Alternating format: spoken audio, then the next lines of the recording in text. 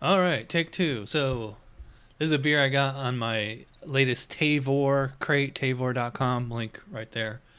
The brewery, Hold the Spoon Black Chocolate Cake. Let's see if we can get the camera to focus. Imperial Milk Stout with cacao nibs, cocoa powder, salt, and vanilla. 8.5 ABV. Nice 16-ounce pint can. Pretty fresh beer, too. This was canned on April 16th. So it's only 2 months old. Not even 2 months old. Very fresh.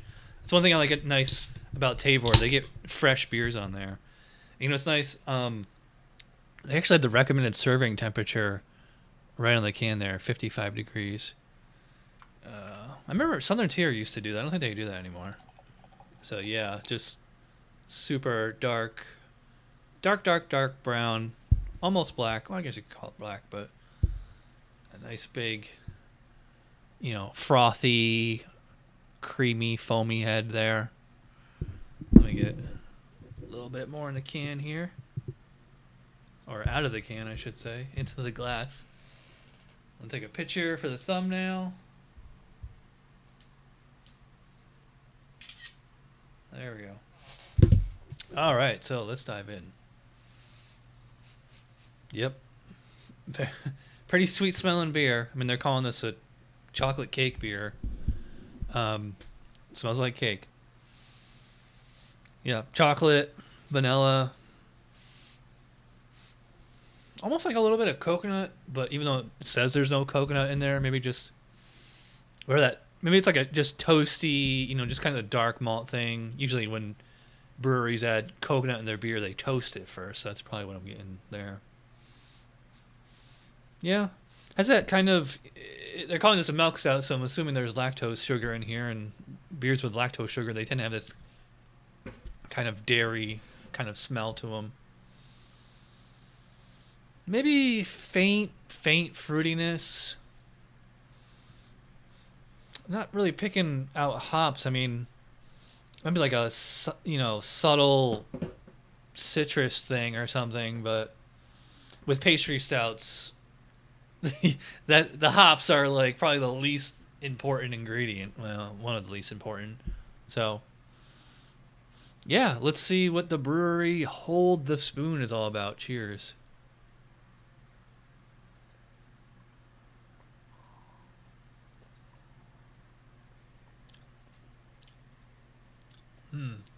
Yeah, that's a cake. That's a cake beer, or pastry stout, as they call them now.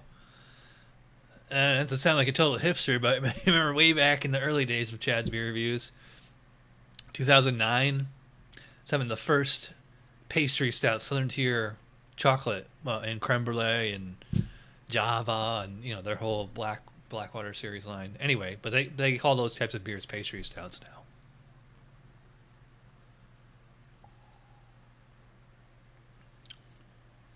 Yeah, so I'm definitely getting a chocolate cake, almost like a chocolate cake batter kind of flavor here.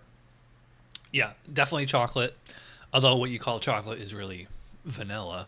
So it's very sweet.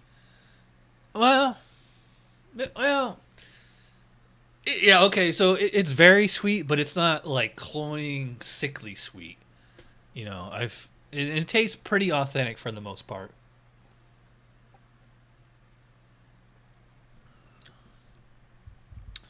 Yeah, so I definitely get chocolate, vanilla.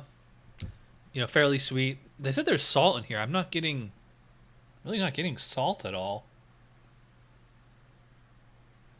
I don't know what's the point of salt. If it was salted caramel, I could see that, but just if you're going for a chocolate cake beer, do they put salt in chocolate cake? They probably add the salt as like some kind of spice or something. Preservative, maybe?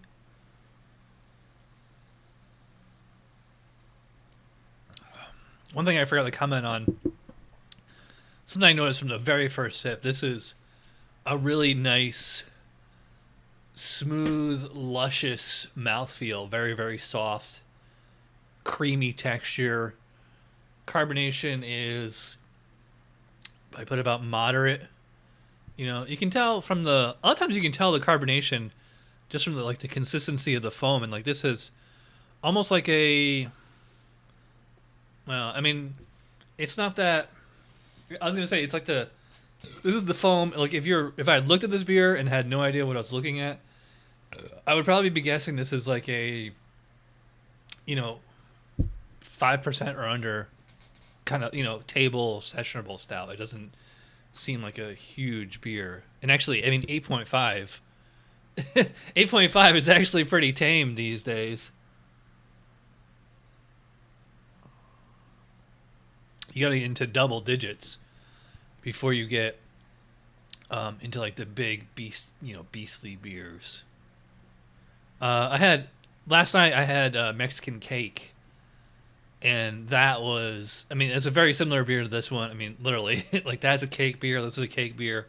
Difference between the two, actually, the ingredients are very, very similar. The difference is that Mexican cake is like cinnamon and habanero in it to like give it a spicy, Mexican mole kind of taste to it. But whereas this is just cake in a can, or in a glass, I should say.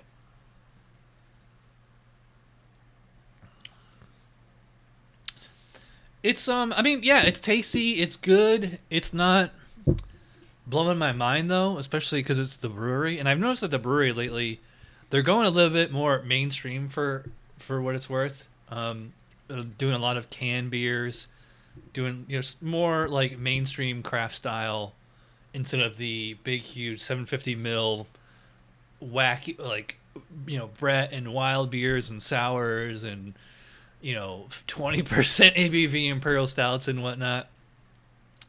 I wonder if the brewery, I mean, as far as I know, the ownership is the same, but maybe they got a new head brewer, or they're just trying to go in a more mainstream direction. I haven't seen them in a supermarket, at least not yet, but it's nice that you can get, a 16-ounce can without it costing an arm and a leg. Yeah, and I assume if you can. I mean, I got this can on 𝗕𝗹𝗰, so if they're selling it in cans, I assume you can get 4-packs somewhere, not in Orlando, but somewhere.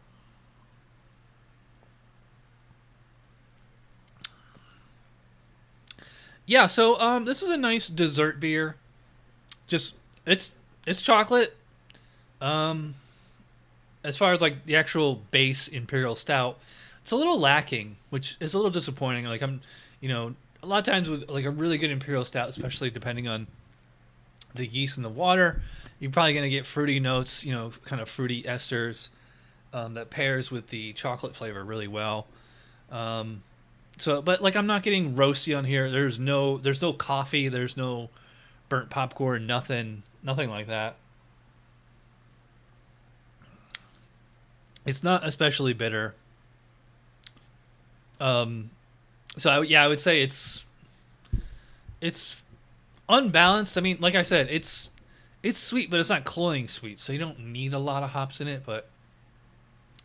And it definitely tastes like a beer. It doesn't seem like it's like something faux, F-A-U-X, whatever. Like it doesn't seem like an FMB or flavored malt beverage. I mean, it just seems like it's a nice big chocolate stout.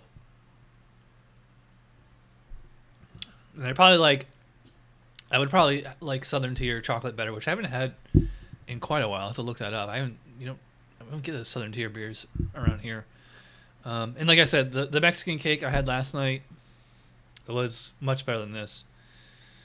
But yeah, this is good. So rating, I'm just gonna run on a BJCP scale here real quick. Aroma. It's a scale of 1 to 12. I mean, it's chocolate, but not a whole lot else going on. It doesn't smell bad. Clearly, there's no flaws in here. I mean, it's not like it's diacetyl or acetaldehyde or anything like that. Good, but simple. I'd be judging this as a spice or vegetable beer. 8 or 9 on aroma. Appearance, if it left more lacing, I think that's like a definite 3. I mean, I could go 2 or 3 on this one. So let's say 2. So 8 plus 2, 10. Flavor, scale of 1 to 20. I mean, good, tasty, you know, satisfying, but again, it's kind of a simple, repetitive palate. Like pretty much all I get here is chocolate. Calling this an Imperial Stout, and I'm drinking this actually pretty warm. I'd say this is probably, like they say in the can, 55 degrees. It might even be 60 or more right now. So even like with this warmth, the base brew is not really coming out that much, so I'm not getting like roastiness or fruity esters or anything. I will say that the alcohol is really smooth. Like there's no burning sensation, you know, rubbing alcohol, nothing like that. So yeah, I mean, it's simple, it's tasty, but it's simple, and you know, good fermentation control on this one. But you know, to me, it's satisfying. I think a more newbie craft beer drinker, this might probably blow their top, but for me, I'd probably go about, and this is gonna sound bad, but I'm gonna go about 12 out of 20 on the flavor. Mouthfeel, yeah, medium full body, moderate carbonation, very smooth. Again, no alcohol burn. Like there's very, very subtle warmth. Very, very drinkable though. Does like it's a little bit of like a sugary, you know, sugary aftertaste, kind of drying me out. Like I want to drink a water after I drink this beer. So I mean, yeah, the mouthfeel's on point. I'd probably go about 3 or 4 out of 5. All right, so 22 plus 3. That's, I'm sorry. That well, yeah.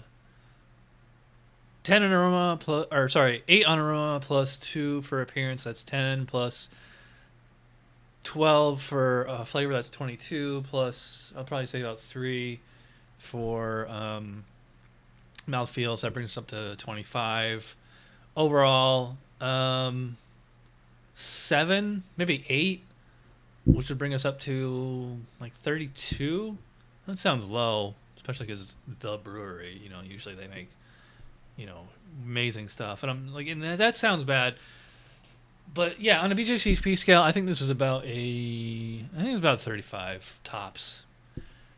Untapped, I think it'd be a little bit more generous. I think I'd probably go 4 out of 5 actually, maybe 3.75, but maybe even 3.5, but we'll see. So follow me on Untapped. I might linked on there.